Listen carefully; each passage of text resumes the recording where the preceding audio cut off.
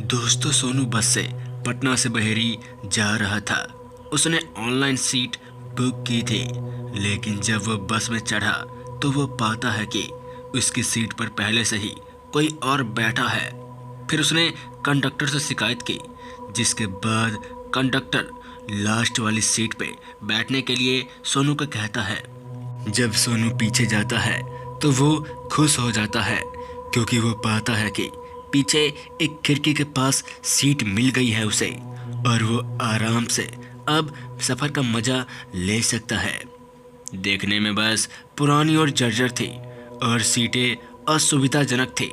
उसने इधर उधर देखा तो पाया कि बस में कुछ ही यात्री थे। उनमें से अधिकांश सोए हुए थे और कुछ लोग थके हुए थे। उसे आश्चर्य हुआ कि बस इतनी खाली क्यों थी। उसने अपने फ़ोन पर कुछ गाना सुनने का फैसला किया। उसने अपने ईयरफोन लगा लिए और आंखें बंद कर ली। सोनू जल्द ही सो गया, उस भयावकता से अनजान जो उसका इंतजार कर रही थी। जब उसे अपने कंधे पर एक ठंडा हाथ महसूस हुआ तो वो जाग गया। उसने अपनी आंखें खोली और देखा कि एक पीला चेहरा उसे घूर रहा था। वो लंबे काले बाल और रक्त रंजित आंखें वाली एक महिला थी। उसके होठों पर टेढ़ी मेढ़ी मुस्कान और मुंह में नोकीले दांत थे। उसने उसके कान में फुसफुसाया, हेलो सोनू, मैं तुम्हारा इंतजार कर रही थी। ये सुनते ही सोनू चिल्लाया और उसे दूर धकेलने की कोशिश की, लेकिन उसने उसे कसकर पकड़ लिया। उसने चारों ओर देखा और देखा कि सभी यात्री गायब हो चुके थे।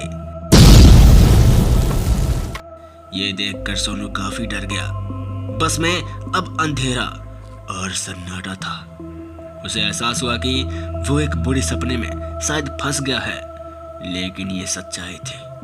कुछ समय तक ऐसे ही यूं चलता रहा, लेकिन तभी अचानक से वो औरत जोर से चिल्लाई, सोनू, तुम नहीं बच सकते, तुम्हें मरना होगा। वो सोनू की गर्दन काटने के लिए झुकी, लेकिन सोनू उसके पैर पर लात मारने में कामयाब रहा।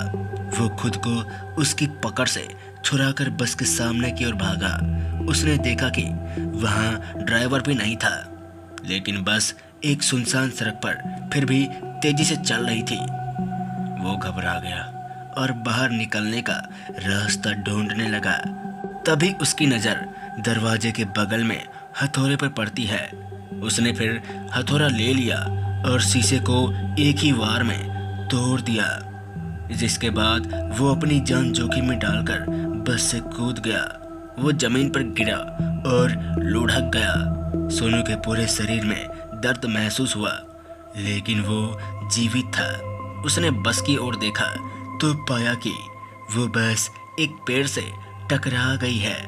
महिला अभी भी अंदर थी और जोर जोर से हंस रही थी। सोनू ने बुरी आत्मा से बचने के लिए भगवान का शुक्रिया अदा किया।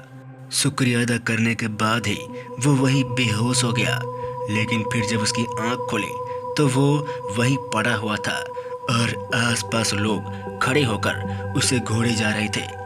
फिर उसके बाद सोनू ने उन लोगों को सारी बातें बता दी, लेकिन वो लोग हंसने लगे और कहने लगे, अरे कैसे बातें कर रहा है तू। जिसके बाद सोनू चुपचाप बिना कुछ बोले वहां से निकल जाता है और उस रात को बच के वो बहुत खुशी महसूस करता है और सही सलामत घर पहुंच जाता है। तो दोस्तों, ये थी सोनू की खौफनाक घटना।